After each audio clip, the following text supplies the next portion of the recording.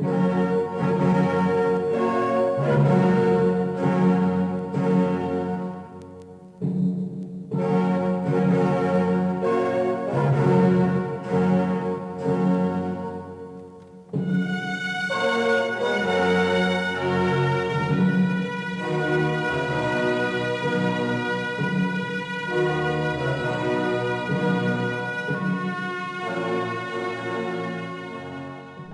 Monsieur Ploncard-Lassac.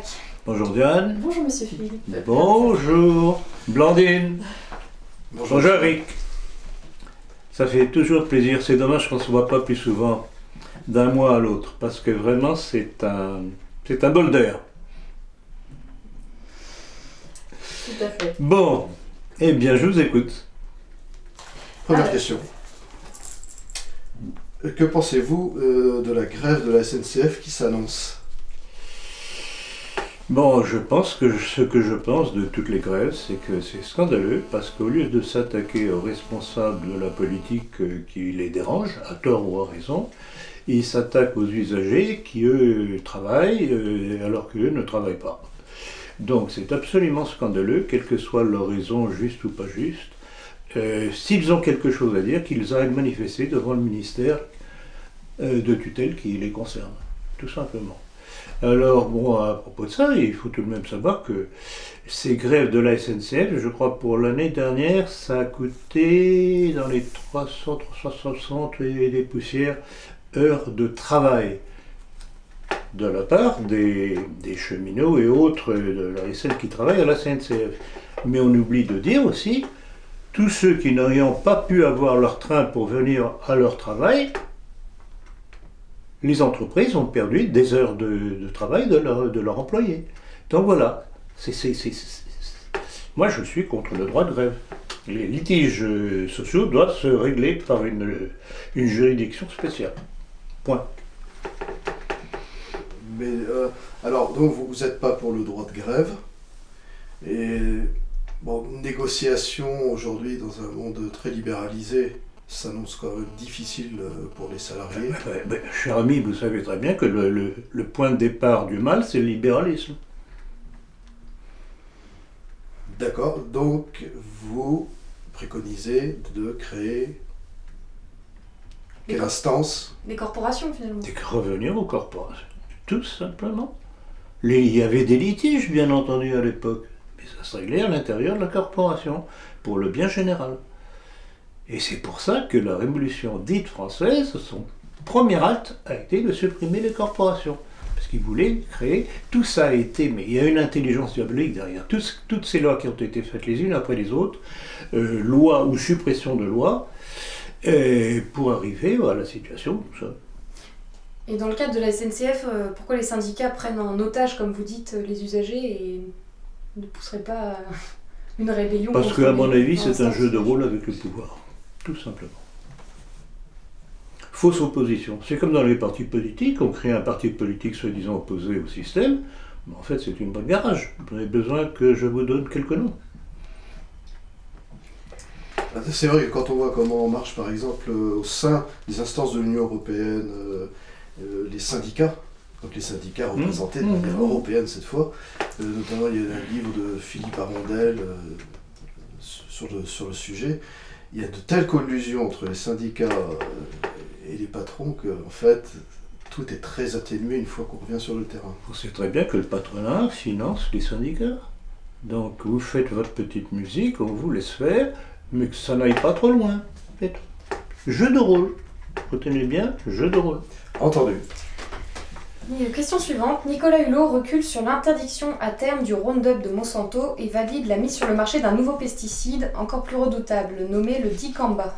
Qu'en dites-vous ?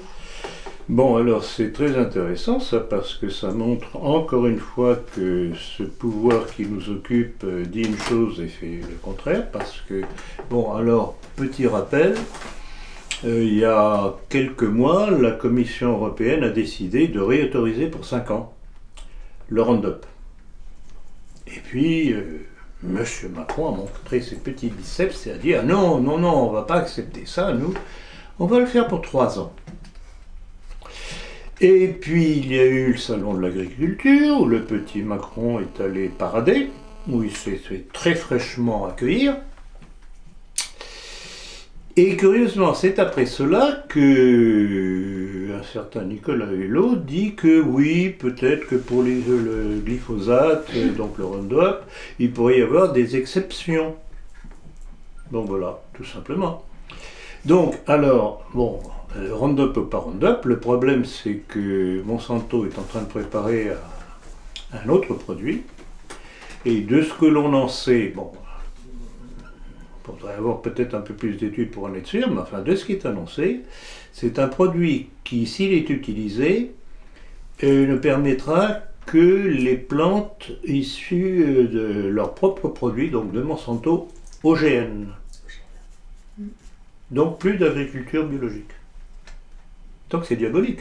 Donc ils sont en train de créer le poison pour faire disparaître la concurrence biologique, de façon à ce que le monde agricole ne puisse plus fonctionner qu'avec les OGM qu'ils produisent aussi. Donc l'antidote, ils ont le poison et l'antidote.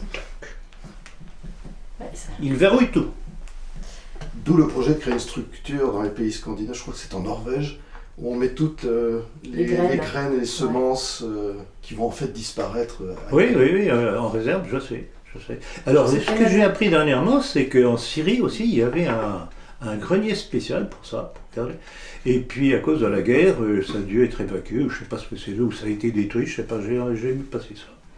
Donc voilà, c'est toujours la politique, que ce soit Macron, que ce soit tous les autres, mais en tout cas Macron, vraiment, c'est le prototype même du double visage, dont l'un des meilleurs exemples, ou le pire, pour moi, est celui de Sarkozy.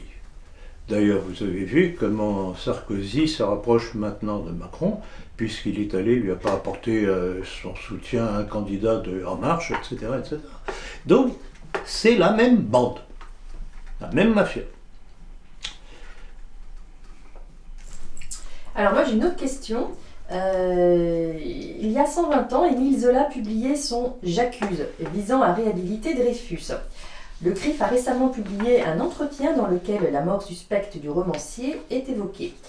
Pouvez-vous revenir sur cette suspicion de meurtre, soi-disant perpétrée par un militant d'extrême droite antisémite? Alors, j'ai effectivement vu passer cela, et plus amusant, c'est que j'en ai traité dans mon livre « L'armée française face à la destruction de la nation ». C'est exactement le contraire, et c'est ça qui est diabolique avec ces gens-là, c'est que ils inversent l'histoire. Alors, je vais essayer de trouver ça rapidement. Donc, Zola.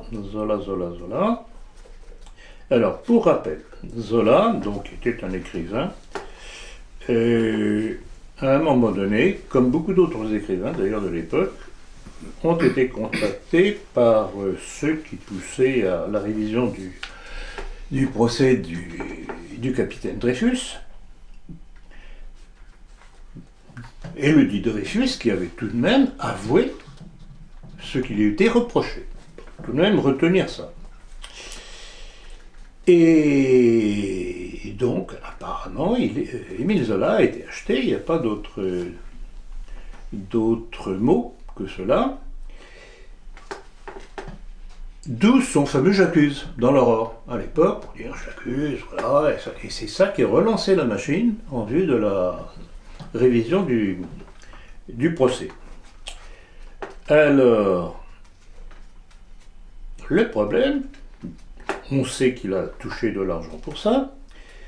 Le problème, c'est que il en savait trop. Et le plus amusant, je crois que j'arrive là-dessus,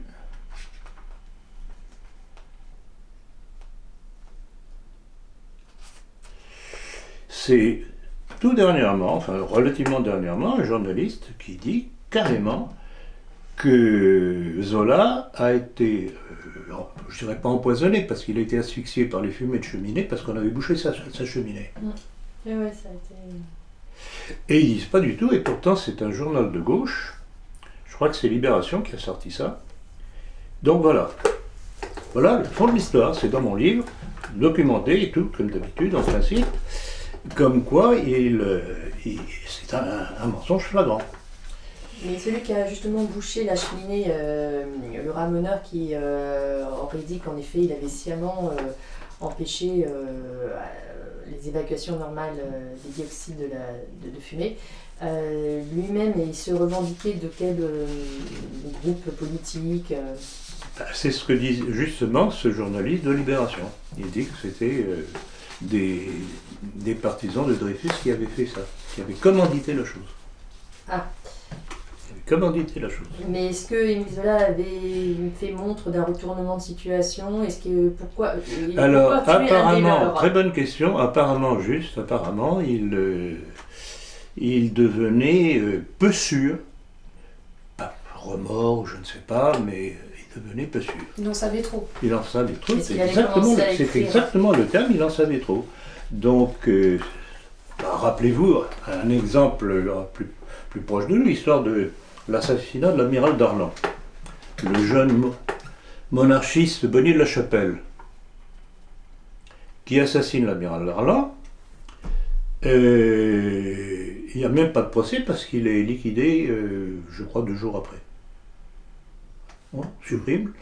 Parce que s'il y avait eu un procès qu'il avait dit c'est un tel qui m'ont poussé à faire l'acte, ça dévoilait le complot gaulliste. Tout simplement. Donc vous voyez, à travers l'histoire, c'est comme ça que nos ennemis agissent. Devant la naïveté ou la lâcheté des catholiques, ils ne savent pas répondre.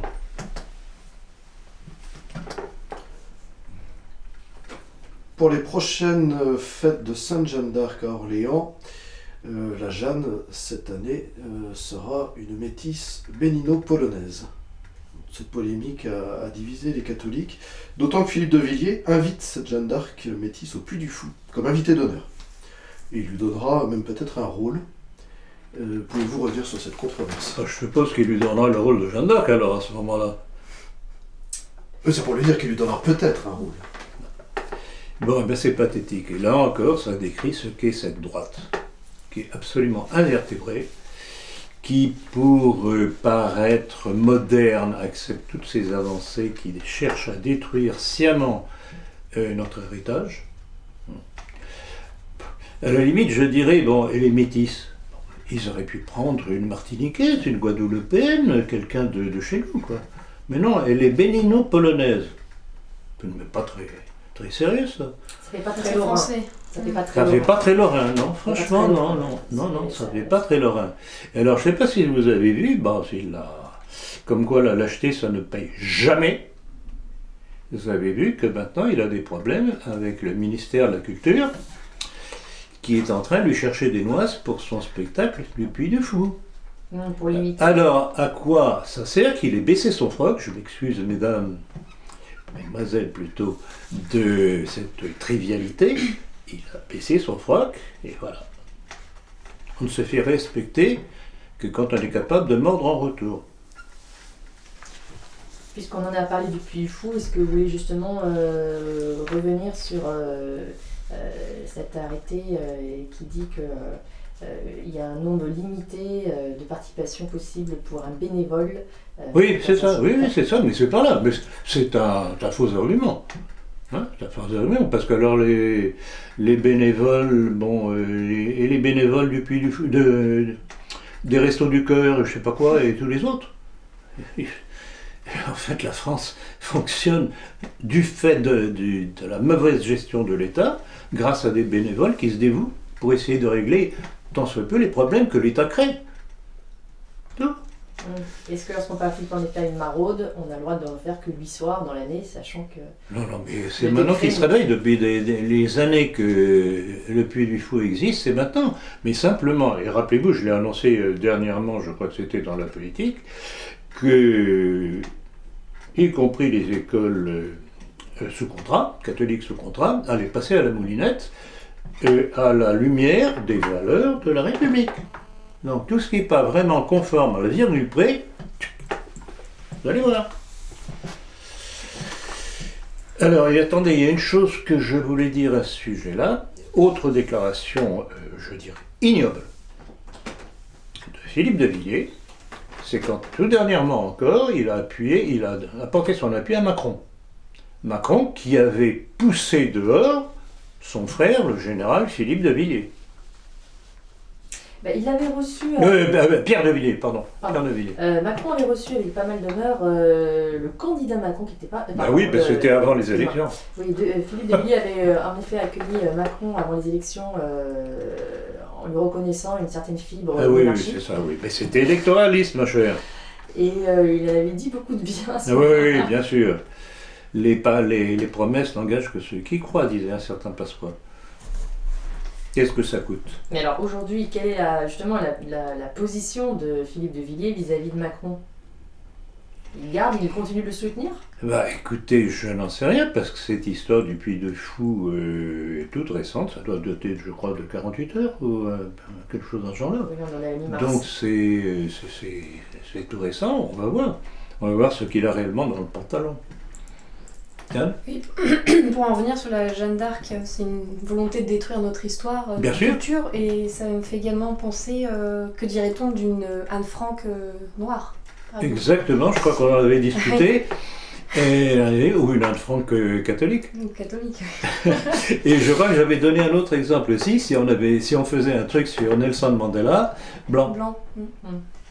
Et... Il hurlerait parce que c'est pas conforme à l'histoire, que c'est tout. Non, c'est la tour de Babel, on mélange tout. Pour continuer sur cette destruction de l'histoire, dans les musées, apparemment, on supprime également le avant Jésus-Christ, après Jésus-Christ. Exactement, mais vous voyez, c'est très très bien justement. Tout est fait pour supprimer, étape par étape, tout ce qui rappelle notre héritage. Systématiquement. Ils savent ce qu'ils veulent, eux. C'est pas comme le rigolo de soi-disant nos milieux. Oui, parce que c'est Lucien Cerise, qui est spécialiste en ingénierie sociale, qui a écrit un article tout récemment. Il disait, normalement, Jeanne d'Arc, ce qui signifiait par cette héroïne, c'est la résistance à une invasion étrangère, normalement. Et là, on fait exactement le contraire. Et d'ailleurs, il fait un parallèle avec la situation en Ukraine, où des groupes d'extrême droite... Soi-disant l'extrême droite, soit foot, comme disent les Anglais.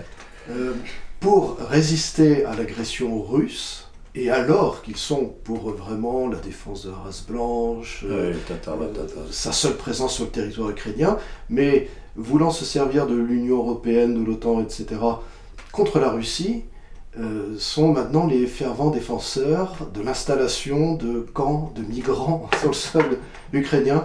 Et en fait, on a une bouillie entre le signifiant, le signifié et la chose qui fait référence normalement dans ce domaine. Vous parlez justement de groupes d'extrême droite, ça m'a toujours un truc qui m'a laissé rêveur, parce qu'on nous dit groupes d'extrême droite, des nazis, etc., de fascistes, etc. Et quand on voit ce qu'a été cette révolution ukrainienne à Maïdan, qui a créé ça? Les Soros et compagnie, les Américains, les Israéliens. Comment se fait-il que des nazis collaborent avec des gens comme ça? Il y a un petit problème là, non? On parle pas de la même chose. Et le Lucien Cerise, d'ailleurs, qui a écrit un livre, Les guerres hybrides de l'OTAN, sur l'Ukraine, justement. Il collabore aussi avec des LGBT, avec des islamistes. Ben voyons, alors je veux dire une chose, Cerise, tiens, nom de fruit. C'est pas son vrai nom. Vous m'avez compris. C'est son nom d'auteur, probablement. Son nom d'auteur. Vous pensez que c'est son nom d'auteur? Oui. Mais alors pourquoi l'a-t-il choisi? Quel est le vrai nom derrière? Enfin, qu'est-ce que vous bon, avez allez. Question suivante. Qu'avez-vous pensé du discours de Marion Maréchal Le Pen devant les néoconservateurs américains le 22 février dernier, au CPAC? Eh bien, je trouve que c'est absolument signé. C'est absolument signé parce que qu'est-ce que cette jeune femme qui avait dit qu'elle voulait plus s'occuper de politique, qu'elle voulait s'occuper de sa famille, etc., ce qui est tout à fait louable, décide brusquement de faire un comeback, comme on dit, en politique, donc un retour, chez les néoconservateurs américains. Alors, c'est quoi les néoconservateurs américains? Ce sont les anciens trotskistes juifs qui un jour, à un moment donné, ont estimé que l'étiquette trotskiste ne leur permettrait pas d'arriver au pouvoir, et qui ont lancé le terme de néoconservateur, qui rassure bien entendu les conservateurs. Et c'est comme ça qu'ils sont emparés du Pentagone. Rappelez-vous, les Wolfowitz, les Pearl et compagnie. Donc voilà, sous l'égide de quels organisateurs Marion Maréchal Le Pen, ou devrait-on dire Hawke, Oui, c'est plutôt son nom, oui. est allé faire son grand retour. Alors, il faut savoir aussi quels sont ces grands hommes, ces grandes lectures. Alain de Benoît, entre autres. Je vais voir ça quelque part, mais enfin, on ne va pas s'attarder longtemps là-dessus. C'est simplement pour pointer du doigt que c'est du n'importe... Et alors, quand je vois encore une fois les gloussements de satisfaction de nos milieux de la voir revenir, petit rappel, qui il y a, je crois que ça, c'est soit début de cette année, soit fin de l'année dernière, un certain Jacques Attali qui disait que le prochain président de la République française serait une femme. Vous voyez ce que je veux dire? Marion Maréchal, qui est ouvertement sioniste, combien de fois je ne l'ai pas dit, est mentionné avec les preuves par ses déclarations, qui est sioniste, mais elle raflerait toute la mise, toute cette droite ignorante, qui une fois de plus se ferait cocufier, et puis ceux qui savent, donc ceux du système, qui bien entendu voteraient pour elle. Ce serait la candidate parfaite, parce que Macron ne va pas durer. Donc elle est sur la rampe de lancement. Exactement. Et vous prédisez qu'elle ne va pas s'arrêter comme Jean-Marie Le Pen ou Marine Le Pen, tout d'un coup s'arrêter à un certain score. Moi, je pense que c'est... Rappelez-vous, et Attali, malheureusement, on peut penser ce qu'on veut de lui, mais en général, ce qu'il annonce, c'est pas tout à fait... Il avait prédit Macron, d'ailleurs. Bien évidemment. C'est lui qui a fabriqué Macron. C'est son poulain. Ah oui, quand il ouvre Donc, vous le prenez note de ça, peut-être que je me trompe, hein, mais on verra. Mais en tout cas, à mon avis, il est parti pour continuer. Hein. Et son soi-disant institut de formation, je serais curieux de savoir sur quoi il va former. Alors là aussi, ça va être révélateur. Si son doctrinaire, c'est Alain de Benoît. Vous l'avez dit, Diane. Ça promet. Quand Attali a justement, il y a déjà quelques années, avait dit, oui, il y aura, il avait déjà prédit Macron pour les dernières élections, et puis en effet, il avait en effet parlé, il avait déjà un coup d'avance en disant la personne suivante qui succéderait à Macron serait en effet une femme. Est-ce qu'à ce moment-là, déjà, il avait, à votre avis, des vues sur Marion Maréchal Le Pen? Ah, certainement. Certainement. Bon, c'est un monde sioniste, donc ils se connaissent directement ou indirectement. Bon, ça ne fait pas la une des journaux parce que ce genre de choses, on le garde sous le coude.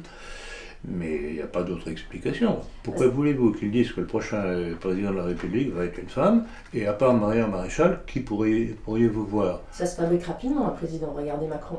C'est pas un problème. Parce que Marion Maréchal Le Pen n'a pas de sang juif. Mais peu importe. Son père Mais c'est pas nécessaire. L'essentiel, c'est qu'ils adhèrent à... Macron, je n'ai pas ouï dire non plus qu'il est de sang juif, mais il fait la politique juive et maçonnique. Pas nécessaire d'être franc-maçon ni juif pour faire une politique juive et maçonnique. Il suffit de se vendre. C'est aussi simple que ça. Alors toujours en parlant du Front National, le changement de nom du FN suffira-t-il selon vous à redorer la piteuse image de sa présidente actuelle, donc Marine Le Pen? Si on en juge par les premières réactions, c'est pas glorieux. Hein, ça, tout le monde rigole. Alors en plus de ça, il faut savoir d'où vient le terme de Rassemblement National. C'était un parti que l'avocat Tixier-Villancourt avait lancé dans les années 50. Je crois que c'était 50 ou 60, je ne me rappelle plus exactement. C'était bien gentil, c'était national, conservateur, quelque peu libéral aussi. Donc ça ne cassait pas une patte à un canard, selon la bonne vieille expression. On reste dans la famille Le Pen? Les mémoires de Jean-Marie Le Pen rencontrent un succès foudroyant. Que pouvez-vous dire de sa réhabilitation du maréchal Pétain? Qu'il ne manque pas d'air.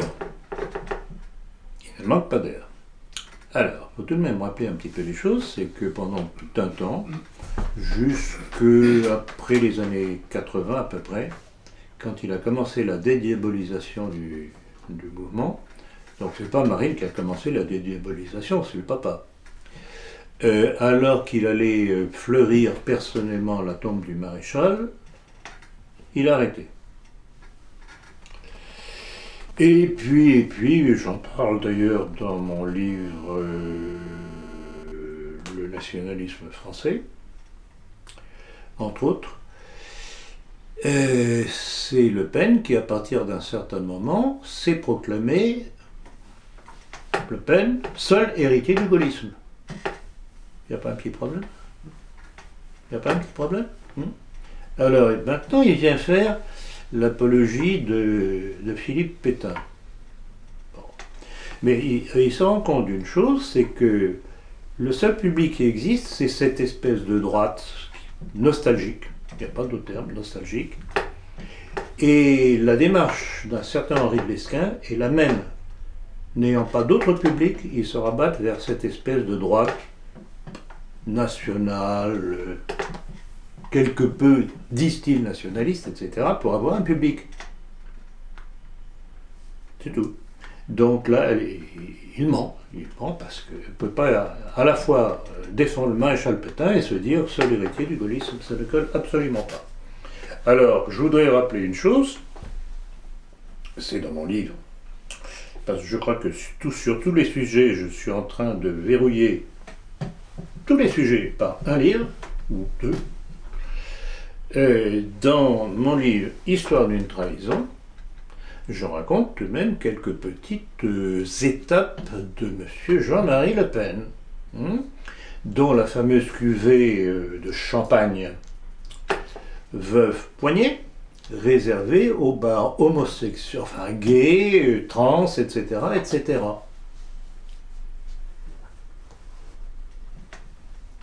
Petite contradiction là encore.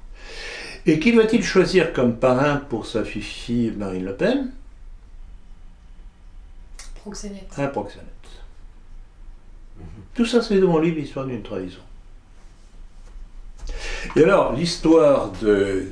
je reviens sur l'histoire de la cuvée de champagne. Je ne l'ai pas inventée.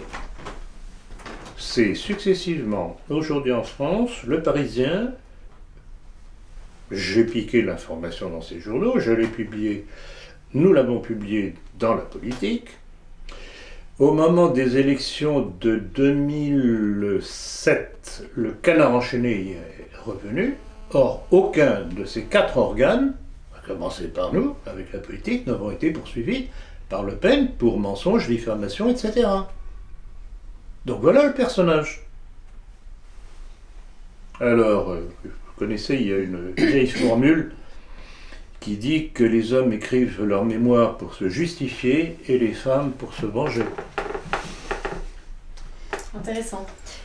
Quelques gaullistes troublés par votre conférence sur De Gaulle essaient d'argumenter pour vous convaincre que c'était un grand homme, qu'il a inspiré la stratégie allemande dans l'emploi des blindés, par exemple. Alors, c'est vrai en partie, mais ils ignorent une chose, ces braves gens, c'est que le colonel De Gaulle, je ne sais même pas s'il était colonel à ce moment-là, je ne pense pas, s'est approprié indûment un travail d'état-major qui normalement aurait dû être publié avec tous les noms des collaborateurs. Et je connais parfaitement le sujet parce qu'en médecine, c'est exactement la même chose. Mon patron me demandait, ainsi qu'à d'autres de ses élèves, de faire un travail sur tel sujet. On le faisait et il y avait les noms de chacun. Donc, le petit ou la grande pièce de De Gaulle, comme vous voudrez, a pris le texte et il l'a publié sous son nom. D'où la réaction du général Pétain, puis il n'était pas encore maréchal à l'époque, qui lui a fendu l'oreille, et la haine qui s'est développée entre De Gaulle enfin, de la part de Gaulle contre Pétain, qui était son bienfaiteur à toutes ses étapes, y compris au moment de sa sa lâche capitulation devant les Allemands en 1916.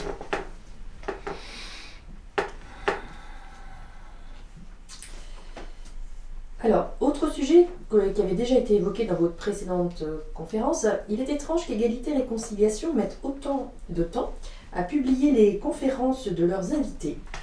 En effet, ce n'est que le 22 février 2018 que la conférence de Marion Sigaud, qui datait du 29 avril 2017 à Lille, a été enfin mise en ligne. Qu'en dites-vous ? Eh bien, j'en dis que c'est un manque total de respect de leurs invités. Ou alors, l'égalité et réconciliation, c'est le désordre. Ça ne tient pas la route. Ça tient pas la route. Alors, bon, vous connaissez un petit peu l'histoire, puisque, bon, ils m'ont fait le même coup. Quand j'ai vu au bout de 2 mois que c'était toujours pas publié, alors que nous avions plein de réclamations de gens, d'amis à nous, de ceux qui soutiennent ce que nous faisons, et y compris de gens de l'égalité et réconciliation, disant mais quand est-ce que ça va être publié? Et nous on leur répondait écoutez, c'est pas à nous de publier, c'est égalité et réconciliation qui m'a invité, enfin je pense que c'est qui a invité. Et donc, par politesse, bon, c'est à eux depuis, puis on n'a pas le document vidéo. Mais alors, une chose que je ne comprends pas, c'est que ceux qui m'avaient invité, les responsables de l'égalité et réconciliation de Haute-Savoie, m'avaient quand même, tout de suite après la conférence, envoyé la version audio. Donc, voyant que ils n'étaient pas pressés, c'est le moins qu'on puisse dire, de publier, de mettre en ligne cette conférence. Et après tout de même quelques avertissements, elle dit bon, puisque c'est comme ça, du fait des demandes que nous avons, nous publions ce que nous avons. Et visiblement, ça n'a pas plu au point de vue, au niveau national. Et on a reçu un message, je crois que c'est Jean qui l'a reçu, qui me l'a transmis. C'est pas signé, mais ça venait de la section Rhône-Alpes, qui disait que dans ces conditions-là, ce ne serait jamais mis en ligne de leur part. Alors on en est là. Ils n'ont pas apprécié votre impatience. Mon impatience, oui. Non, mais moi, c'est pas une impatience. Moi, ce que j'ai constaté, c'est leur impolitesse, c'est tout. Point. Et que je n'aime pas beaucoup ce petit jeu-là. Où ça leur plaît, où ça leur plaît pas, c'était pas la peine de m'inviter, c'était pas la peine de faire tout le tam-tam qu'ils ont fait d'ailleurs, j'en étais quelque peu surpris, si c'est pour ne pas mettre en ligne. Alors pourquoi ça n'a pas été mis en ligne, ça vous pourriez me poser la question aussi. Donc pourquoi ? Pourquoi ? Merci. Eh bien je pense c'est parce que j'ai égratigné ou touché à quelques sujets sensibles. L'un d'entre eux est celui de Pierre Hilard, sur lequel je reviens régulièrement parce que je voudrais bien qu'il ouvre les yeux, s'il en est capable, sur ce que représente réellement Vladimir Poutine comme intérêt pour nous face au mondialisme. Je ne comprends pas, et je le répète encore ici ce matin, je ne comprends pas comment Pierre Hilard peut traiter Poutine de mondialisme, de juif et d'amis d'Israël, alors que toute son action est contraire à cette image qu'il veut en donner. Mais est-ce que Pierre Hilard suit l'actualité ? D'ailleurs, nous avons une question suivante qui rejoint Ah bien, bon, cette je répondrai peut-être plus longuement tout à l'heure. On tend la faire maintenant, puisque c'est... Comme vous voulez. Alors Vincent Lapierre a récemment questionné Pierre Hilard au tout à sujet fait. du mondialisme. Pour ce dernier, le grain de sable retardant le mondialisme réside dans les guerres entre factions juives. Pourquoi n'arrivez-vous pas à la même conclusion que M. Hilard ? Il voit l'aspect superficiel des choses. En fait, et ça c'est une chose que j'ai déjà mentionnée à plusieurs reprises, c'est que Poutine ne s'attaque pas à tout le monde en même temps. Il saucissonne, et c'est mon expression régulière à ce sujet-là, il saucissonne les problèmes. Et dans cette affaire, par rapport au monde juif, il se sert d'une certaine fraction du monde juif par rapport à une autre fraction. Alors, il se sert de Lubavitch, ce que Hilard lui reproche, mais par contre, il a fait le ménage de tous les oligarques juifs qu'il a fait dégager. Mais Hilard reconnaît ça que... Oui, alors il reconnaît, mais il ne reconnaît pas. Il n'est pas logique. Et alors, quand même, c'est sur Internet, on le trouve, c'est là que je l'ai trouvé, et que le nombre de correspondants qui m'ont envoyé le truc que j'avais déjà vu à propos de cette déclaration de cette ministre de la Justice israélienne, Shaked, je crois, le prénom je ne me rappelle plus, qui disait textuellement si Vladimir Poutine veut survivre, il faut qu'il obéisse à ce que lui dit Israël. Textuellement. Alors ça lui parle pas, ça? Il y a un problème, quand Mais même. c'est compatible avec une guerre entre clans. Oui. Il a vraiment nettoyé le clan Rothschild en Russie. Mais il a nettoyé, c'est très bien de le rappeler, il a nettoyé C'est-à-dire le plan les juifs Rothschild. plutôt libéraux. Oui, mais... Est-ce que vous ne pensez pas comme Pierre Hillard qu'il doit prendre son temps, Poutine, pour instaurer... Parce que là, sinon, ça va trop vite, la mise en place du nouvel ordre Bon, mondial. ça, c'est l'excuse de... Mais alors, pourquoi est-ce que tous les mondialistes du monde entier, parce qu'ils ont tout de même quelques tonalités différentes, lui tombent à bras raccourcis tout le temps? Regardez l'histoire que l'on vient de sortir contre lui avec le pseudo-empoisonnement d'un ex-espion russe en Angleterre. Parce que ça, C'est venu tout de suite, après l'annonce de Vladimir Poutine, son discours à la Douma disant aux Alliés, américains, anglais, français, etc., que si ça visait de s'attaquer à la Russie avait les armes pour faire comprendre que c'était une très très grosse erreur. On en reviendra. On y reviendra. Mais d'ailleurs, sa position, donc Pierre Hillard est surtout dans la sphère d'égalité et réconciliation. Tout à fait. Et mon celle de ami, c'est Civitas. une des raisons pour laquelle ils n'ont pas voulu passer ma vidéo. Parce que justement, je mettais tout de même à nu Pierre Hillard. Et ce qui m'a intéressé, Diane, vous avez très bien fait de le rappeler, l'entretien de Vincent Lapierre avec Hillard. Vincent Lapierre a passé son temps à le... Vous contredisez, tac, tac, tac. Et visiblement, Vincent Lapierre a écouté ma vidéo. Mais Pierre Hillard peine à convaincre, on voit dans la dernière émission sur ERFM, peine à convaincre ceux qui l'invitent.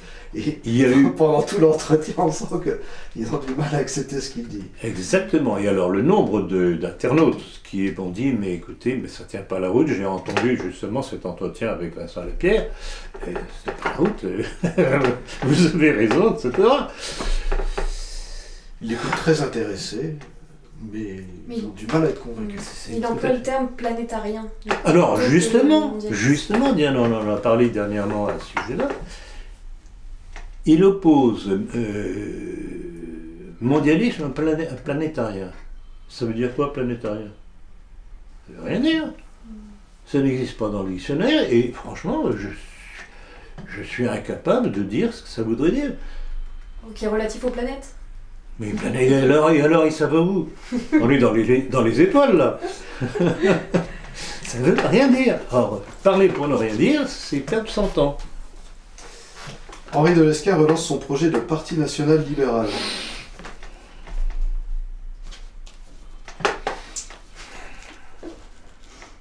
Quel homme. National libéral, bon. Alors, je ne sais pas si vous avez vu ses attendus. Enfin, il présente son parti comme archéofuturiste. Alors, C'est compliqué. chers amis, pouvez-vous me dire ce que ça veut dire? C'est un homme plein de... Ça veut rien dire. D'oxymore, oui. Ça ne veut rien dire. C'est donner, une fois de plus, un terme abscon. C'est pas une injure, abscon. C'est-à-dire Sombre. flou, pas clair, etc., etc. Parce que son truc et sa démarche n'est pas claire. Alors, je voudrais vous rappeler aussi, je ne sais pas si vous aviez l'intention de me parler de ça dans l'une des questions, mais enfin, il a fait dernièrement, je crois que c'était au mois de janvier, un débat avec un musulman et une musulmane, et le sujet est venu sur le blasphème. Et on interroge Lesquen sur ce qu'il pensait du blasphème. Et je ne sais pas, je crois qu'on lui a donné un exemple, je ne sais plus lequel, et il dit qu'il était tout à fait pour. Il est libéral. Il a dit « On doit avoir le droit de blasphémer, y compris contre Mahomet ». Et l'intervenant musulman lui a répondu « Par contre, Jésus, quand même, Il répond bien sûr que si, Jésus également. L'intervenant musulman lui répond que lui, il est contre. Oui, Également. même vis-à-vis du Christ. Voilà. Même vis-à-vis du Christ. Donc c'est tout de même un peu fort que ce soit un musulman qui défende vis-à-vis d'un lesquin le blasphème contre le Christ. Bien sûr. En disant non, c'est pas bien, monsieur Lesquin. Alors, et puis alors, l'autre formule, c'est que, je crois que c'est toujours dans le même entretien, il dit que oui, après tout, les Français ou les... Il n'a pas dit les catholiques aussi. Les Français peuvent être francs-maçons. Francs-maçons, et que de toute façon, la franc-maçonnerie fait partie de l'héritage de la France. Alors, c'est ce que je dis depuis des années. C'est là-dessus que je l'ai attaqué ça remonte à 2002, je crois. Quand j'avais vu sa fameuse phrase selon laquelle la Déclaration des droits de l'homme de 1789 est l'acte de naissance de la nation française. Alors, ça avait été publié dans la politique, ça lui était remonté jusqu'aux oreilles, et bon, de toute façon, je disais, mais c'est une déclaration, mais totalement maçonnique. Et c'est depuis là qu'il me joue une haine inextinguible et qu'il me fait procès sur procès sur un texte que j'avais publié qui concernait 3 personnes. Je me répète encore parce que je veux que ça rentre bien dans l'esprit des gens qui comprennent ce que c'est que cet individu.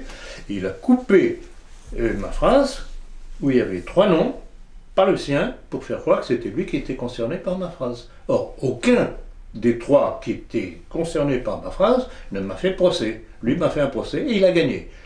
Alors, parlez-moi de l'indépendance de la justice française. Que vous inspire la cérémonie du CRIF le 7 mars dernier dans les salons sous la pyramide du Louvre, en présence bien sûr d'Emmanuel Macron? Élémentaire, mon cher Watson. C'est la signature. C'est la signature du règne du jupitérien coquelé Macron. Franc-maçon, ça vous le savez déjà. Et évidemment, aux ordres du CRIF. Et alors le plus beau, c'est que cette grande messe judéo-maçonnique s'est faite dans les sous-sols de la pyramide du Louvre. Donc, une fois de plus, le sceau. Que voulez-vous que je vous dise de plus? Alors, toujours sur la franc-maçonnerie, comment expliquez-vous le succès, hélas, de cette franc-maçonnerie, de ces affidés? La puissance de leur réseau pourrait-elle l'expliquer, ou exploite-t-il tout simplement les faiblesses humaines? Sont-ils si nombreux que ça? A-t-on des chiffres fiables? Comment est-ce qu'on les dénombre? Bref, qu'est-ce qui fait leur force? On ne peut pas les dénombrer. Ce sont eux en général qui donnent les chiffres. Et donc on peut pas s'y fier. Donc ou bien ils gonflent leurs effectifs. À la limite, c'est pas tellement le nombre qu'ils représenteraient réellement qui est importante, c'est leur influence réelle sur la politique. Et là, incontestablement, ils ont su s'emparer de tous les rouages de la politique. Et c'est ça qui compte. Alors, comment est-ce qu'ils en sont arrivés là? Ils en sont arrivés là tout simplement parce que ce que je dénonce régulièrement, du fait de la bêtise, de l'aveuglement, de la lâcheté des milieux catholiques ou de droite en général, qui se laissent faire, qui ne savent pas réagir. Et le seul moment où il y a eu une réaction, ça a été sous Vichy, puisque c'est le gouvernement du maréchal Pétain qui a interdit la maçonnerie, avec le décret Crémieux d'ailleurs. Ça va ensemble, maçonnerie et judaïsme, ça va ensemble. Et là encore, pour ne pas le rater une fois de plus, c'est le colonel de Gaulle, pas général, qui arrivant au pouvoir, au gouvernement provisoire à Alger, donc c'était en 1941, réinstaure la maçonnerie et le décret Crémieux. Vous savez très bien ce que j'en ai déjà dit, d'où allait sortir l'insurrection de Sétif et le début de la guerre d'Algérie. Voilà, merci au colonel de Gaulle.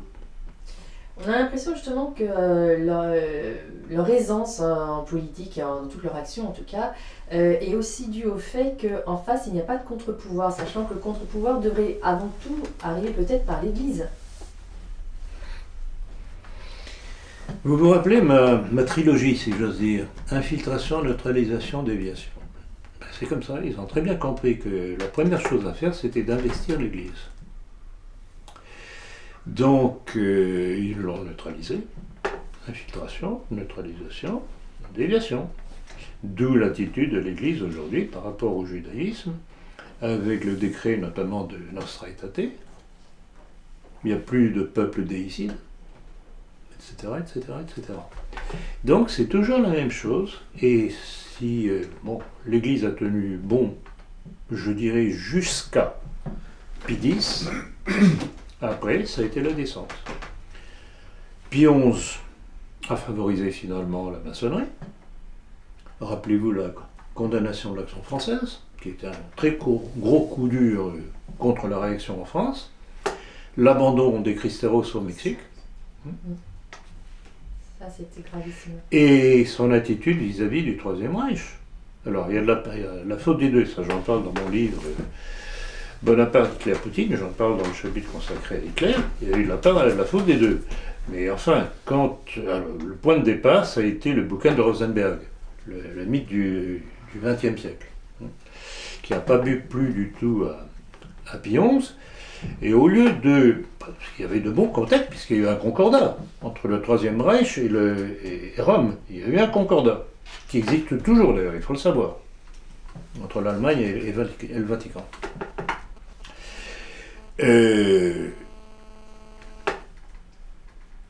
Si Pie XI n'avait pas réagi comme il l'a fait, en évoquant les racines juives du christianisme, peut-être que les choses ne seraient pas allées aussi loin, il n'y aurait pas eu la rupture entre les deux.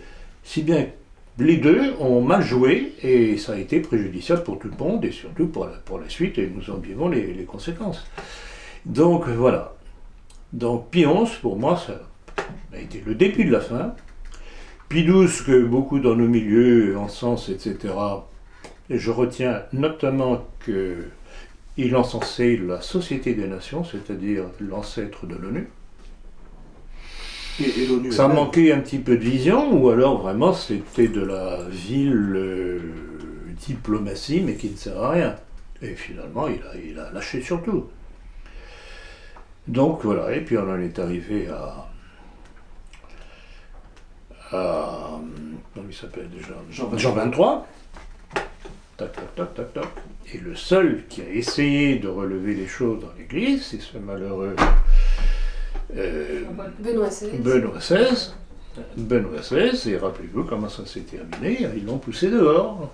C'était le thème d'un de mes éditoriaux au moment où il a été mis dehors. Et pourquoi? Parce que justement, il essayait de remettre de l'ordre dans l'Église.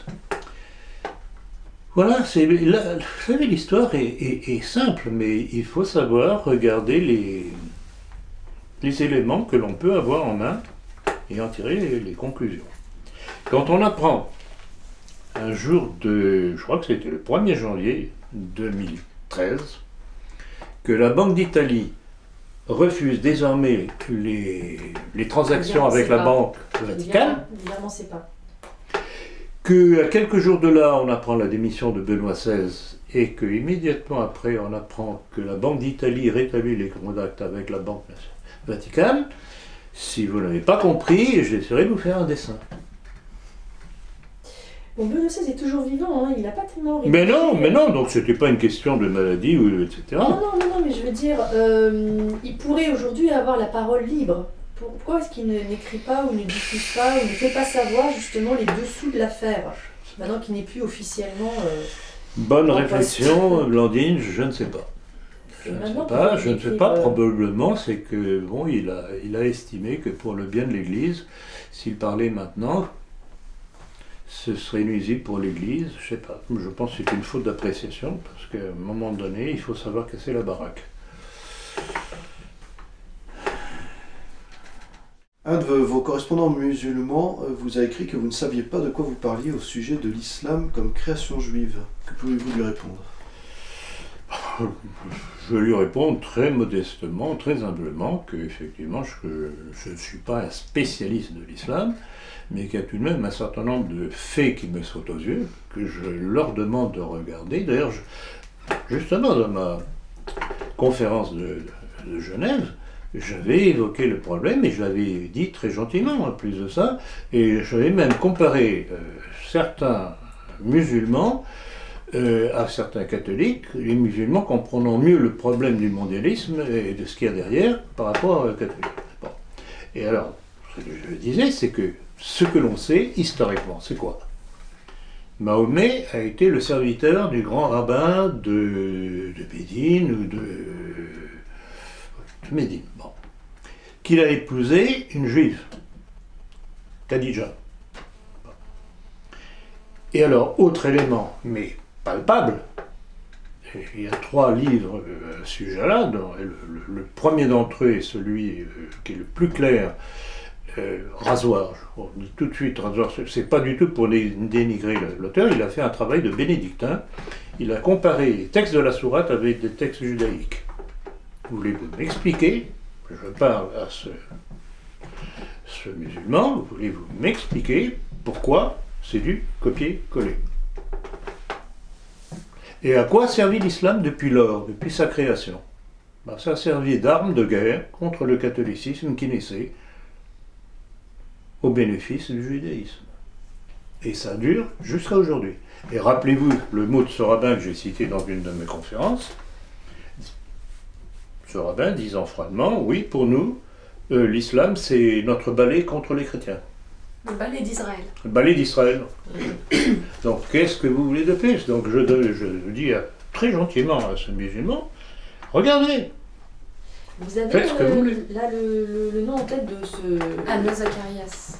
L'auteur? L'auteur? Non, l'auteur oui, qui a fait le travail de comparaison entre les sourates et les... Anna Zacharias. D'accord. Oui, c'est Anna Zacharias qui a écrit et lui-même, le titre de son livre, c'est « Islam, création juive ».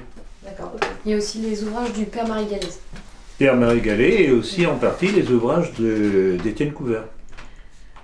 Question suivante. Que pensez-vous de ce que l'on nomme le sens de l'histoire? Alors, c'est une vaste arnaque. En fait, c'est une arme de guerre pour désarmer ceux qui auraient envie de réagir contre les conséquences de ce qui se passe en leur laissant entendre que de toute façon, ils n'ont pas à réagir parce que c'est une évolution normale et inéluctable. Donc ça ne sert à rien. C'est comme ça. Donc vous perdez votre temps à vouloir réagir. Donc c'est une arnaque. Et il faut être aussi naïf qu'un certain nombre de personnes que nous connaissons pour croire à ce genre de choses. C'est pour annihiler toute réaction. Tout à fait. Voilà. Tout à fait. Mais l'histoire ne repasse-t-elle pas les plats? Alors, C'est ça. L'histoire repasse les plats. bon, on en reparlera lors de ma conférence. Entendu. Alors, une question qui revient souvent, il n'y aurait plus de juifs, mais des khazars, qui auraient pris donc la place des juifs en se convertissant au judaïsme. C'est une question qui revient, qu'il avait étudiée. Ah oui, alors là, ça revient, et ça revient, et ça revient, et là encore, c'est toujours les mêmes milieux, de nos milieux, qui tombent à pieds joints dans le panneau. Alors, petit rappel, c'est un rabbin du 19e siècle, je ne me rappelle plus son nom exactement, mais... attendez, je l'ai peut-être noté quelque part.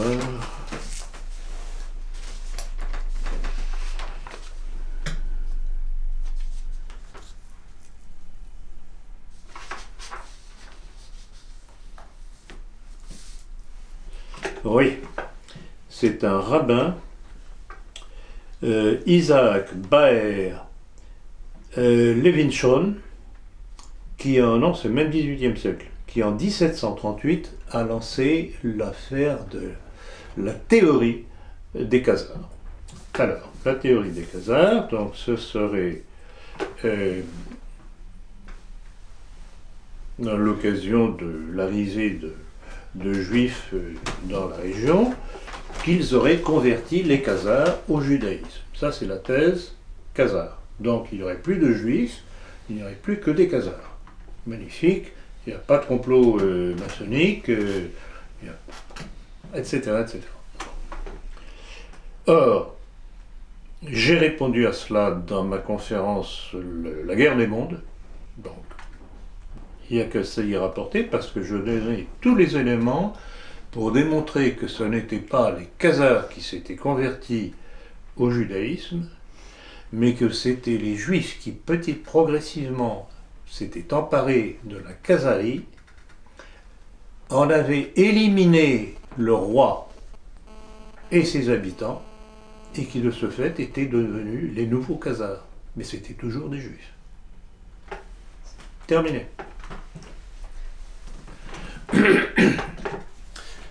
Quelques internautes demandent où trouver les références à la circoncision des princes anglais.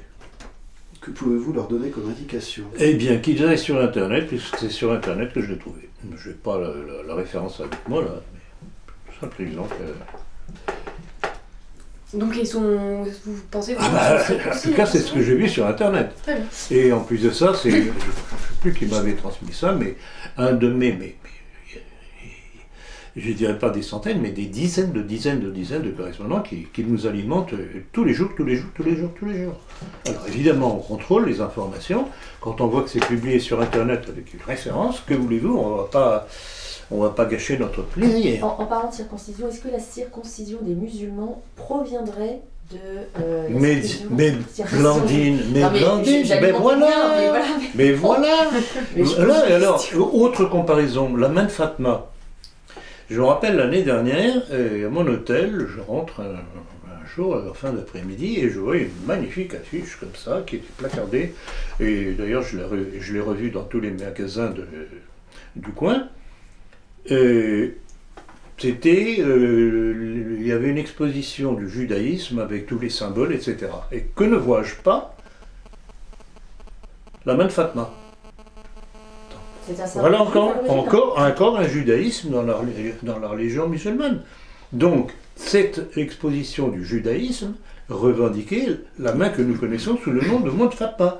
Donc, la main de Fatma vient du judaïsme. Ouais, encore un exemple. Comme leur circoncision.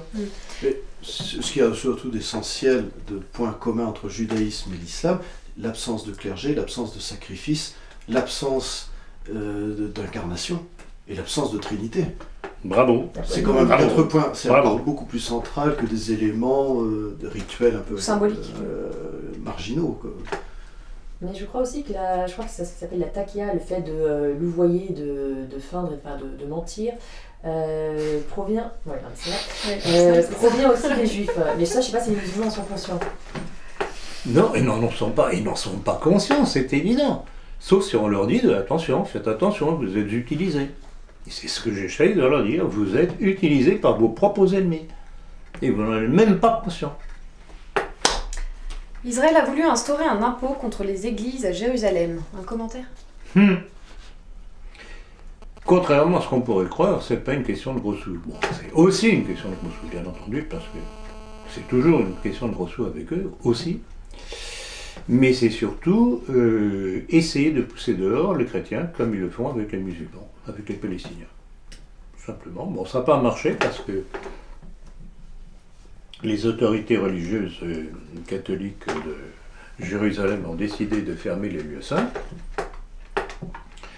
Et qui dit fermer les lieux saints, c'est-à-dire que les touristes, pèlerins et autres ne pourront pas venir donc visiter les lieux saints, donc ça ne fera pas rentrer de l'argent dans les caisses d'Israël, et donc les autorités israéliennes pour l'instant ont capitulé.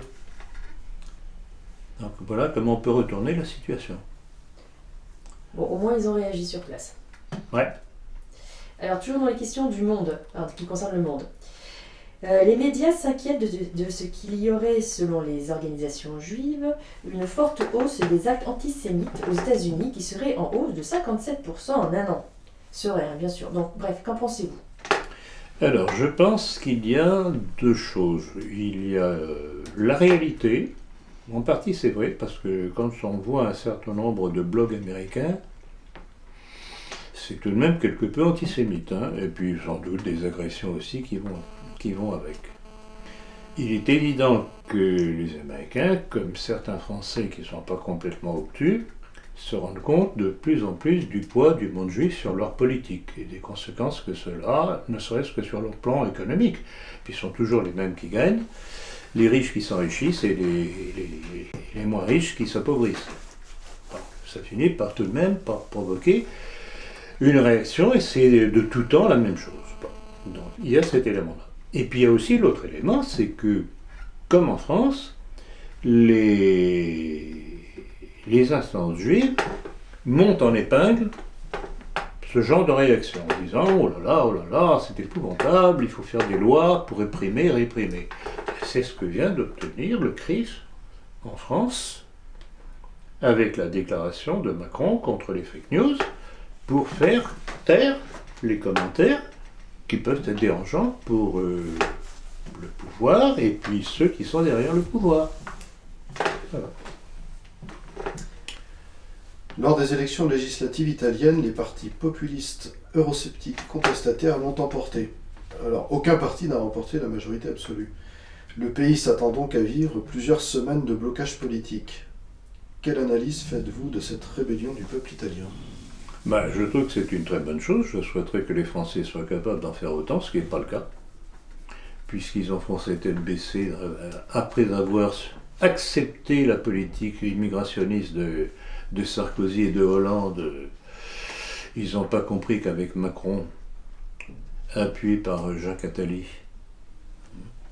allait poursuivre la même chose et n'ont pas voté, je répète et je reviens toujours à la même chose, et n'ont pas voté pour François Fillon, qui nous aurait évité cette politique d'accélération folle de l'immigration aujourd'hui, parce que maintenant, il y a l'immigration, il y a les migrants, il y a les demandeurs d'asile, je ne sais pas jusqu'où ira la langue française pour trouver une autre dénomination. Et maintenant, on en a parlé, je crois, le mois dernier, on dépasse les 300 000 par an, officiels.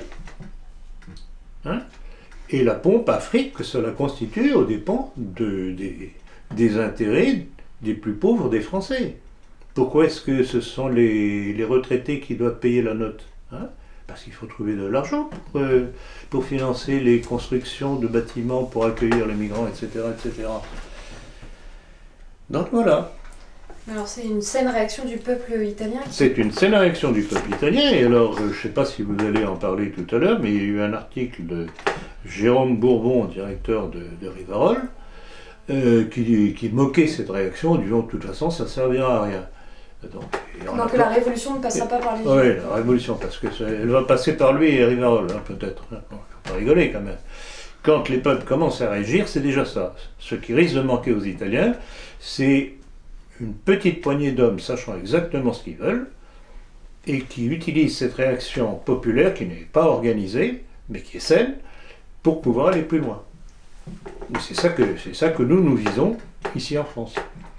Être le sel de la terre, justement, pour provoquer et encadrer une réaction populaire. Vladimir Poutine a laissé entendre que les Juifs pourraient être les auteurs de la manipulation des élections américaines. Israël demande une condamnation de ces allégations. Comment expliquez-vous les propos tenus par le dirigeant russe ? Ça me fait penser à Hitler. On en revient. Ça me fait penser à Hitler, ouais. Encore. Pourquoi est-ce qu'il ne tient pas compte de cette déclaration ? Alors, c'est ça qui est amusant avec Poutine, c'est que de temps en temps, tantôt il dit aux Russes, mais si vous n'êtes pas bien dans tel pays, venez chez nous. Effectivement, il y a le Birobistan, ou je ne sais pas quoi, comment ça s'appelle, qui est réservé d'une espèce de ghetto au fin fond du sud de la Sibérie, je crois, aux confins de la Chine, où effectivement il n'y a que des Juifs, quasiment que des Juifs. Donc, Poutine se moque du monde. Il se moque du monde. Non, et c'est ça que j'apprécie chez lui, c'est qu'il a un humour. Alors, pour répondre à votre question, oui, il a dit ça, il a renvoyé la balle. Vous dites que c'est nous qui avons fait le coup, mais en fait, quand on voit la politique de Trump aujourd'hui, qui est-ce qui fait transférer l'ambassade des États-Unis à Jérusalem ? C'est Trump. Donc, qui avait intérêt à ce que Trump arrive au pouvoir ? Besoin d'un petit dessin ? C'est-à-dire que lui est cohérent, contrairement à... Encore une fois, il a trompé ses troupes. Et rappelez-vous ce que je disais quand vous me questionniez au début de sa campagne électorale, que pensez-vous de Trump ? Je dis, c'est pas Trump qui m'intéresse, c'est la réaction qu'il incarne soi-disant, mais je n'ai aucune confiance dans le personnage. C'est fatigant d'avoir raison. Alors toujours en parlant des propos de Vladimir, que pensez-vous de la déclaration de Vladimir Poutine devant la Douma le 1er mars dernier, lorsqu'il s'adresse aux Russes et au peuple du monde entier, mais surtout aux États-Unis et à leurs vassaux de l'OTAN? Il a révélé l'existence de nouveaux armements nucléaires russes et d'un nouveau missile indétectable volant à 20 Mach, soit 24 500 km/h, grâce à une enveloppe plasma. Donc ce missile et plusieurs autres rendraient le système de défense américain obsolète. Voilà, cette mise au point faite par Vladimir Poutine. Qu'est-ce que j'en pense? Oui, exactement.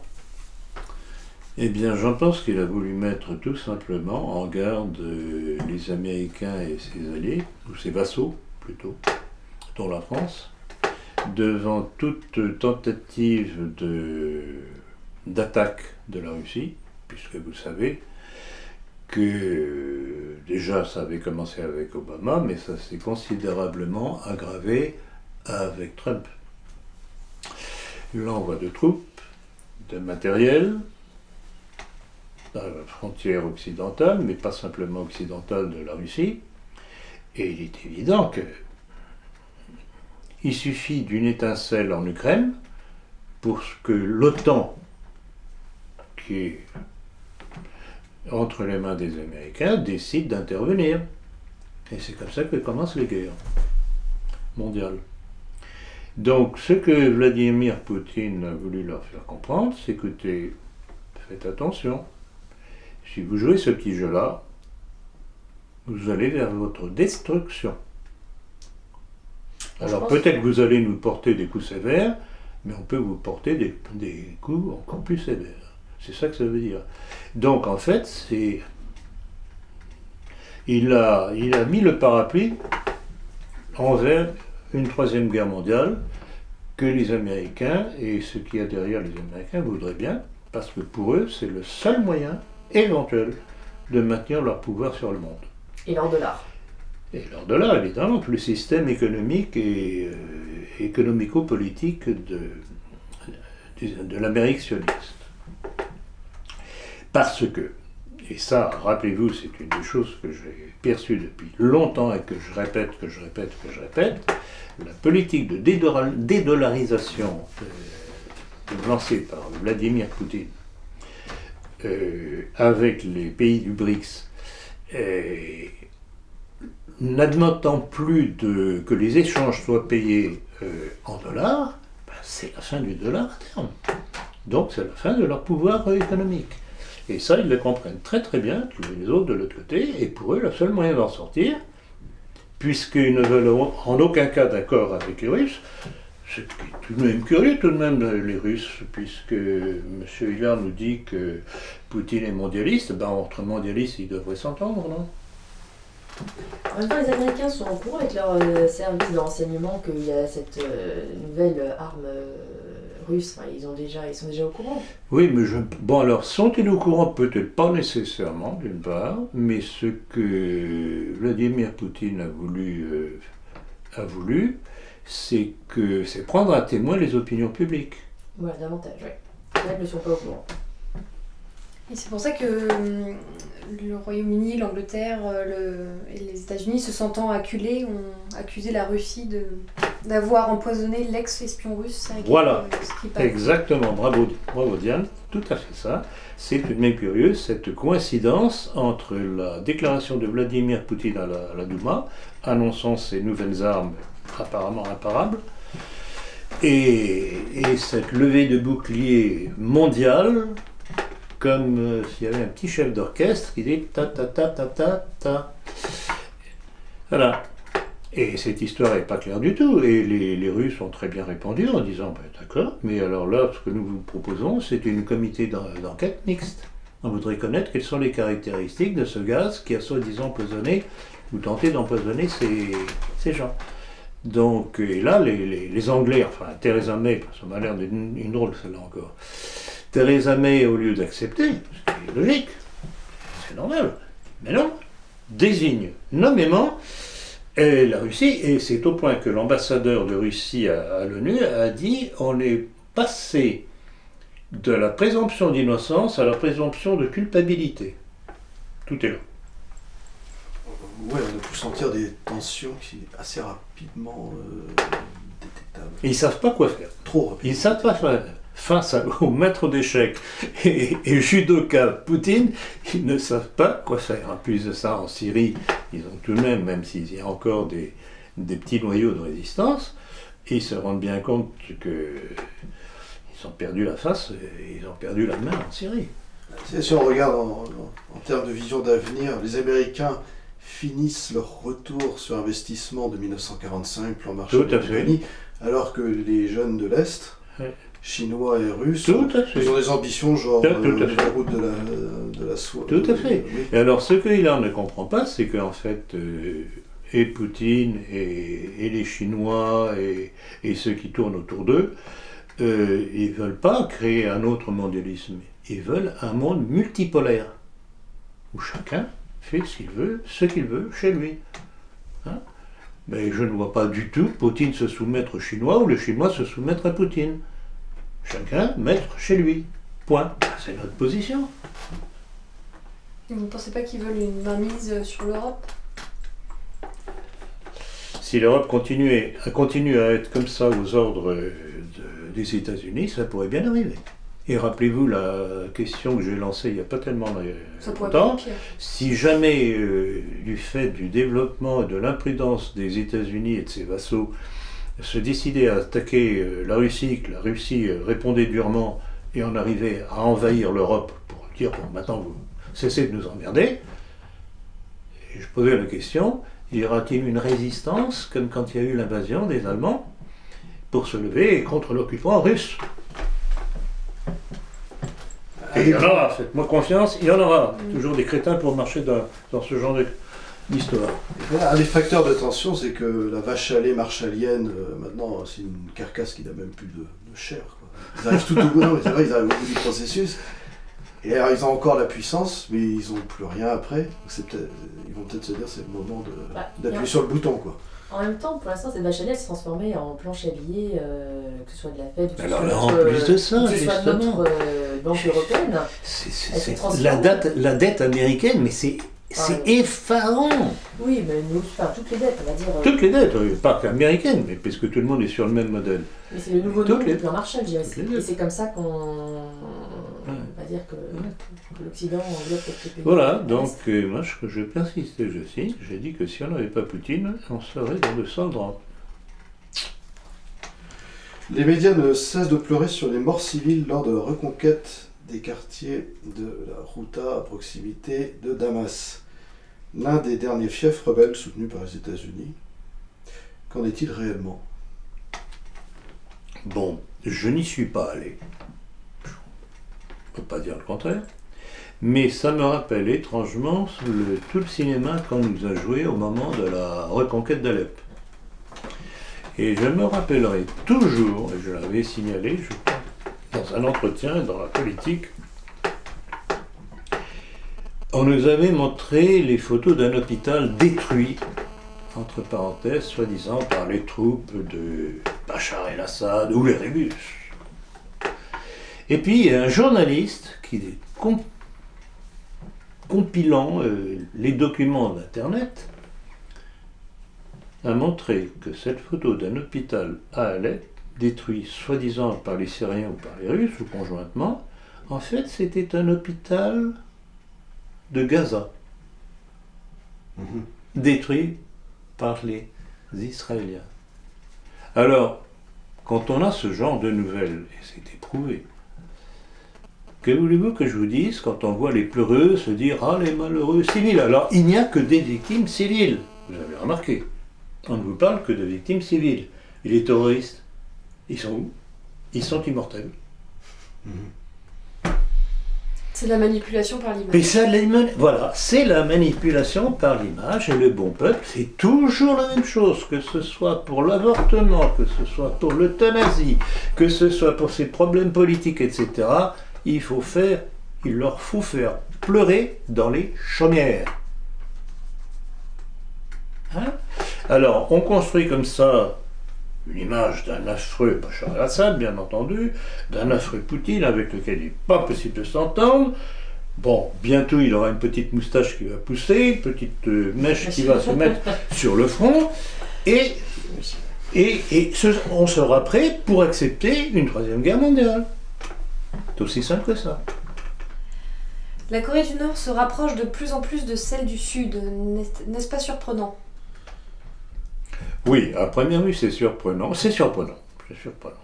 Mais je trouve que c'est remarquablement bien joué de la part de la Corée du Nord, qui a profité des Jeux d'hiver en Corée du Sud pour proposer de constituer une équipe commune entre les deux Corées. Je trouve que c'est remarquablement bien joué. Alors certains se moquent de l'aspect physique de Kim Jong-un. Bon, c'est la mode là-bas, ils sont comme ça. Mais ce que j'ai repéré aussi, c'est qu'il a une sœur qui non seulement n'est pas laide, mais quand on la regarde, elle n'a pas l'air d'être bête non plus. Donc, ce ne sont pas des enfants de cœur, ils ont très bien compris qu'était l'axe d'attaque, et c'est tombé au moment, quelques mois, presque un an après un fait, qui est passé totalement inaperçu dans nos médias, y compris nationaux, comme on dit, que l'ancien président de Corée du Sud avait été mis à la porte par une révolte populaire du fait de ses malversations. Or, cet individu était un allié inconditionnel des États-Unis. Donc, la Corée du Sud se retrouve maintenant avec un régime qui commence à trouver que les États-Unis occupent un petit peu trop de place chez eux. Et j'ai vu tout dernièrement une nouvelle. Seule réserve, c'est que ça a été lancé par les journaux de la Corée du Nord, disant que la Corée du Sud allait dire aux Américains d'enlever leurs troupes. On verra. Donc on en est là, et le but évidemment de Kim Jong-un et de ses conseillers et conseillères, c'est d'aboutir à une réunion des deux Corées. Et alors là, Tintin pour les Américains, US go home. Et à mon avis, pour parler avec Trump, ça va mener nulle part. C'est étonnant que les Américains d'ailleurs aient accepté, si je puis dire, ce rapprochement. Enfin, mais parce que Trump est coincé. Il sait très bien que s'il s'attaque à la Corée du Nord, les Chinois et les Russes ne vont pas accepter. Ça c'est sûr, donc il est coincé. Il est coincé. Alors il a fait la grande gueule, mais il aurait mieux fait la boucler. En parlant de la Corée du Nord, dont vous parliez de la fameuse sœur qui était un peu leur diplomate oui, élégance, tout à fait. Voilà. Donc à mon avis, plutôt un air plus tortionnaire qu'autre chose. Moi, je ne pas. Blandine, alors là, je suis pas d'accord. Là, vous faites la politique américaine. Non, vous êtes un agent. Non, même pas. Enfin, bon, bref, je pense qu'il vaut mieux pas être contre elle. Et j'ai pas tout suivi dans l'histoire de famille, mais c'est bien l'un des frères, donc j'imagine l'un des frères de Kim Jong-il et de la fameuse sœur, là, dont j'ai oublié le nom, qui a été empoisonné, je crois, en arrivant dans un aéroport, je sais jamais lequel, en Thaïlande. Peu importe. Un détail de l'histoire. Je ne sais plus, enfin bon, bref. À moins que ce soit à Tokyo, je ne sais plus. Mais enfin, en tout cas, il avait quand même été tué sur ordre du fameux. Quand savez-vous? Savez-vous? Bon, ce sont les médias occidentaux qui nous l'ont dit. Et puis, bon, quand on a tout de même derrière soi l'assassinat d'un certain président américain Kennedy, on évite tout de même de se présenter comme... de donner des leçons. Donneur de leçons. Bon, vous avez mais non, c'est toujours la même chose. C'est contre-information, information contre information. Qui dit vrai? Nous, on ne peut que constater les résultats. Alors, où on est pour la politique américaine, et on se met le petit doigt sur la couture du pantalon, comme vient de le faire le général Lecointre, qui a remplacé le général Pierre de Villiers, déclarant, ça date d'hier, je crois, il y a déjà eu plusieurs réactions qui ont été envoyées, disant que s'il était prouvé que la Syrie a utilisé des armes chimiques, eh bien la France bombarderait la Syrie. Voilà, à plat ventre, devant les Américains. Vous voyez comment c'est amusant d'enchaîner les choses. Tout se tient. C'est un peu comme le bombardement de Saddam Hussein. On avait dit oui, il a des armes chimiques, puis en fait... Alors, les armes chimiques, il y en a, mais justement, c'est la provocation des autres qui envoient des armes chimiques.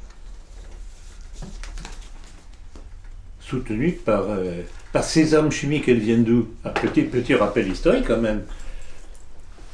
Rappelez-vous la guerre entre l'Iran et l'Irak dans les années 70. Entre l'Irak et l'Iran. 80. Ou 80, oui, peut-être. Donc, l'Irak soutenu par les Américains, attaquant l'Iran, c'était l'époque de l'ayatollah Khomeini, et la première notion qu'on a eue de ce genre de guerre, c'était que les Américains avaient fourni aux Irakiens des gaz. Donc le point de départ des gaz dans une guerre dans cette région-là, ce sont les Américains. Alors, toujours Et ça, j'en parle dans mon livre, le complot mondialiste. Très documenté là-dessus. Alors on reste dans les gaz, mais un peu différemment. Selon le blog du parti antisioniste du 25 février 2018, Israël aurait signé un contrat gazier avec l'Égypte. Votre analyse? Mon analyse, elle est très simple. Ça repose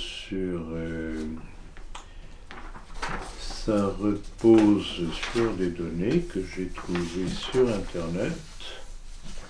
Alors, en fait, il s'agit de l'alliance de 3 compagnies énergétiques. Un groupe israélien qui s'appelle Delek, avec un groupe égyptien privé qui s'appelle Dolphinus, et un groupe américain qui s'appelle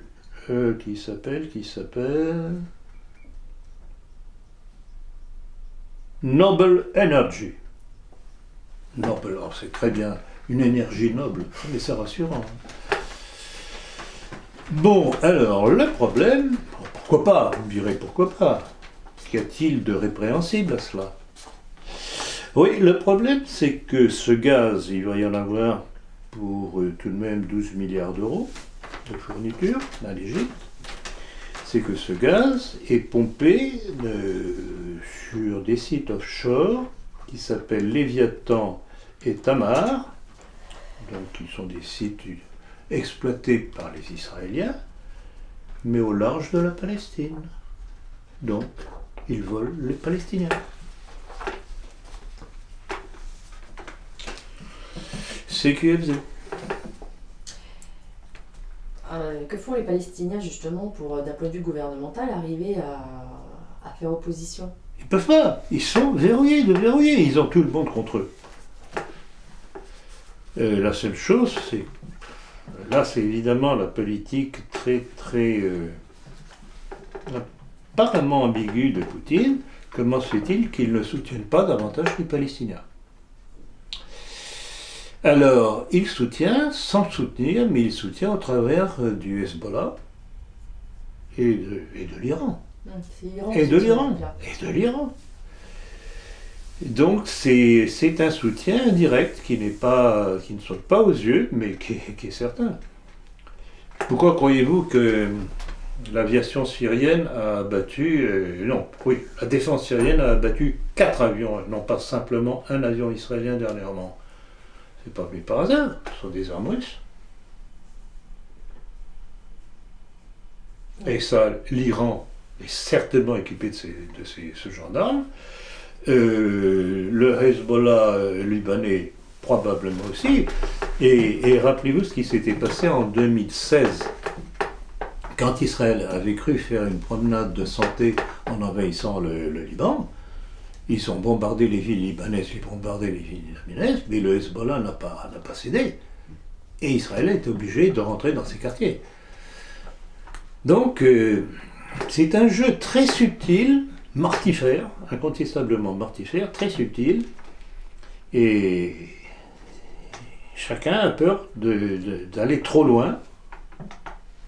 Et comme toujours, Israël essaye de pousser, de faire les guerres par les autres. Oui, c'est D'où l'utilité de Trump pour Israël. Et voilà pourquoi, pour revenir à la question de tout à l'heure, en fonction de la réponse de Poutine disant « mais ce sont regardez, ce sont des juifs américains qui l'ont fait élire », c'est que Trump leur était nécessaire. Et quand je disais justement qu'Israël déclare ses guerres par les autres, en fausse flag ou autre, enfin en tout cas toujours fait indirectement, justement, est-ce qu'Israël a... Enfin, on ne peut pas le savoir aujourd'hui, mais on parle d'une éventuelle naissance d'une troisième guerre mondiale, j'espère pas, mais bon, je suis d'accord. Mais on en a parlé, oui, déjà. on en parle, mais justement, la position américaine pilotée par Israël pourrait-elle enclencher la fameuse étincelle dont Tout vous à parliez fait. en Ukraine. Il y a deux points sensibles, c'est l'Ukraine et le Moyen-Orient. Alors, où cela risque-t-il de péter, mais peut-être les deux en même temps, pas exclu. Nous allons passer aux dernières nouvelles. Vous avez décidé de participer à la réunion organisée par Civitas le 24 mars à Rungis, alors que vous étiez, pour le moins qu'on puisse dire, réticent à l'encontre de cette structure. Qu'est-ce qui vous a fait changer d'avis ?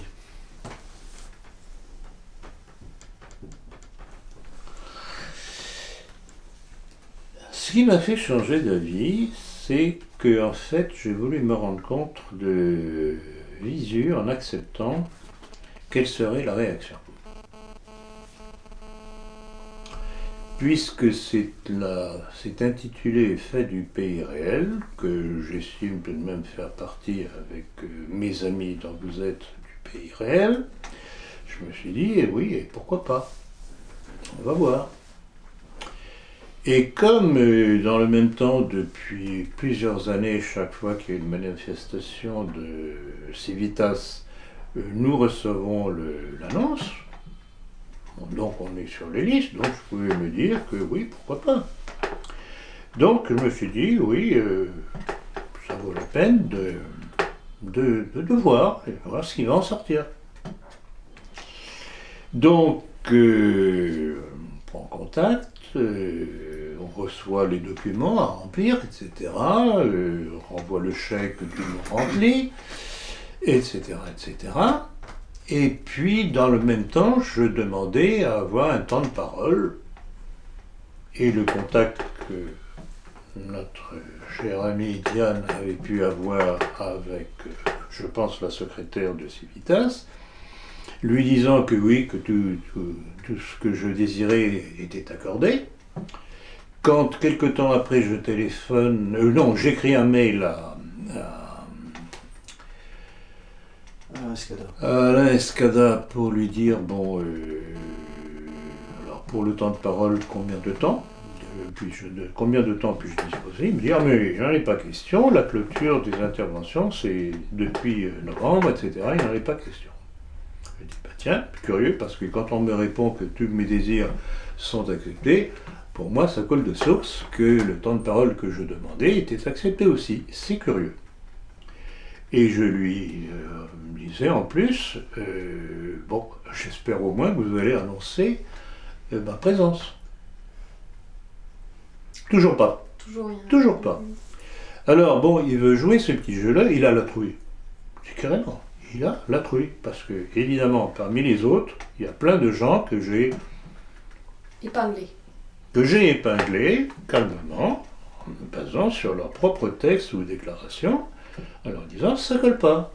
Et ce à quoi me fait penser cette fête du pays réel, c'est un ramassis de tendances contraires, invraisemblables. Il y a des catholiques tradis, des vacantistes qui accusent les catholiques tradis d'être des mauvais catholiques, etc., etc., etc. Il y a la nouvelle droite. Il y a même un Patrick Goffman qui n'est pas très catholique, la nouvelle droite, etc., parce que tout ça c'est intéressant. Donc il est évident que Alain Scada, et je vais le dire tout de même froidement, pour tenter d'exister, est obligé de faire des alliances avec ce magma. Est-ce que vous croyez que c'est avec des tendances contradictoires qu'on peut construire quelque chose de solide ?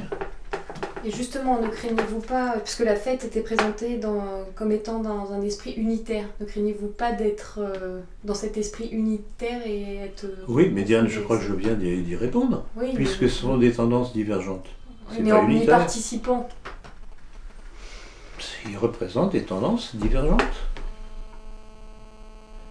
je viens de recevoir, c'est hier soir en rentrant, j'ai reçu un mail de Florian Rouanet, un document qu'il a, ou une conférence, je ne sais pas, je ne l'ai pas ouvert encore parce que je n'ai pas eu le temps, en défense du CD-vacantisme. Et les CD-vacantistes passent leur temps à taper sur les traditionalistes parce qu'ils ne sont pas d'accord avec eux.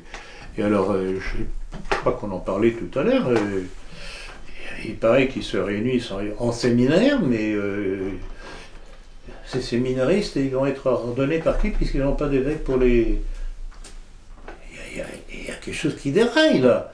Et ce que je ne comprends pas, et je voudrais tout de même que et Alain Scada et l'abbé Beauvais, s'ils m'écoutent, se disent, mais est-ce qu'on peut logiquement, sans tromper nos partisans, inviter des CD-vacantistes qui nous crachent à la figure? Tout de même un petit problème. Hein? Moi je suis cohérent. Je suis cohérent, mais apparemment la cohérence pour eux ce n'est pas gentil. Eh ben je suis pas gentil. Je suis quelqu'un de logique, et c'est tout. Et vous répondriez quoi aux gens qui disent que vous représentez à vous seul une tendance contraire à tous ceux qui sont présents ce jour-là, en fait? Ah mais c'est évident. Ah mais c'est évident. Mais alors pourquoi eux, pourquoi pas moi? Ah mais c'est évident, je revendique. Pour rester sur les CD vacantistes, Joanne Livernet, que vous avez mis en garde à plusieurs reprises, a publié sur internet un brûlot. Souhaitez-vous revenir sur cette affaire?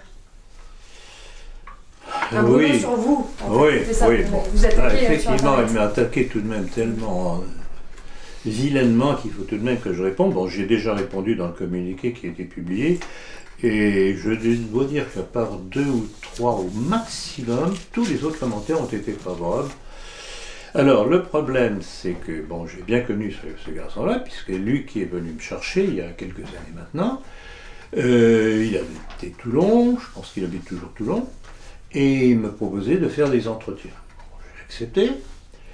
C'était sur le mondialisme, c'était sur la maçonnerie, puisque j'avais déjà mon livre sur la maçonnerie qui venait d'être publié. Et il me demande par la même occasion s'il pouvait vendre mes livres. Bon, ce qui faisait de petits revenus supplémentaires. Donc je tiens bien à marquer ça. Bon. Et puis, pour répéter encore les mêmes choses, il me présente une jeune femme, charmante, très, très gentille, aimable, en me disant, voilà, c'est ma compagne, elle est maghrébine, puis on en parle un petit peu, quelque temps de là, il me dit, oui, j'aimerais bien arranger la chose, je ne sais pas très bien que faire, etc. Je lui dis, oui, effectivement, il faudrait que vous... Bon, à l'époque, je ne savais pas s'il était déjà CD-vacantiste ou pas. Et puis, petit à petit, je vois qu'il développe des théories très agressives contre ceux qui ne sont pas CD-vacantistes, me traitant moi-même de partisan de Vatican II. Alors là, il ne faut pas rigoler, quand même.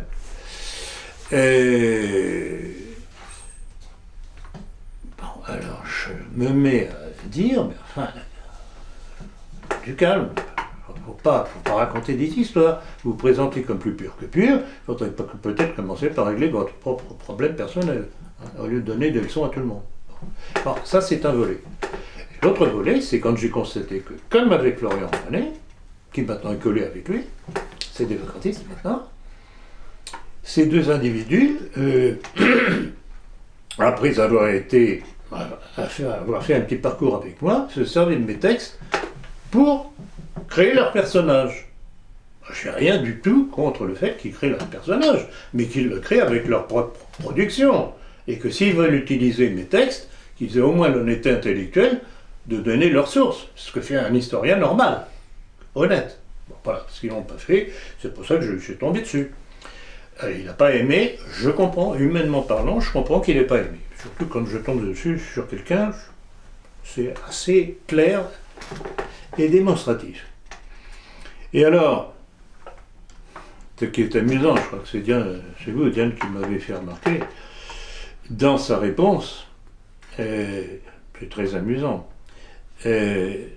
Non, c'est pas vous, non, c'est pas vous, c'est Paul Dumorat. C'est Paul Dumorat, qui est un de nos jeunes collaborateurs à la politique, qui a fait une recension des prises de position de l'Hivernette dans le temps, où successivement il a pris bien en tête Lesquin, en disant que ses déclarations, la France est née avec des déclarations des droits, etc. Donc l'Hivernette l'a piqué de chez moi, puis c'est moi qui l'ai publié. Ensuite, il s'est attaqué à la Nouvelle Droite, etc., etc. Et qu'est-ce que l'on ne voit pas dans sa réponse à mes mises en garde, d'appeler à la rescousse Lesquin, des représentants de la Nouvelle Droite, dont Karl Land, etc., etc. Donc c'est tout de même assez curieux. Donc voilà un type qui se sert de mes textes pour dénoncer à juste titre le danger des thèses de ces individus, et qui, pour me répondre, s'appuie sur toute une série de noms pour les appeler à la rescousse contre moi. Je trouve ça assez drôle. Cocasse, oui. Et du coup, il a quand même répondu qu'il ne vivait pas en concubinage avec une musulmane et qu'il vous avait jamais copié. Avec des photographies. Il peut toujours dire le contraire.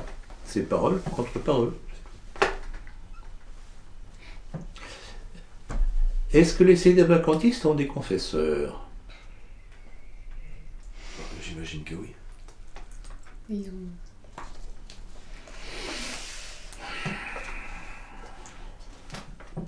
D'ailleurs, sur le sédévacantisme, vous n'aviez pas une revue à conseiller, un livre? Alors, oui, faites très bien de le rappeler, Diane, en fait. Et c'est ça qui va être amusant, d'ailleurs.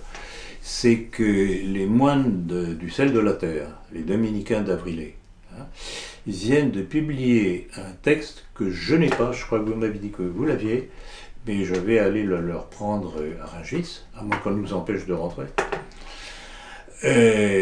Ils ont donc publié dernièrement une mise en garde sur le sédévacantisme qui a fait sauter en l'air, bien entendu, l'Hivernette et compagnie.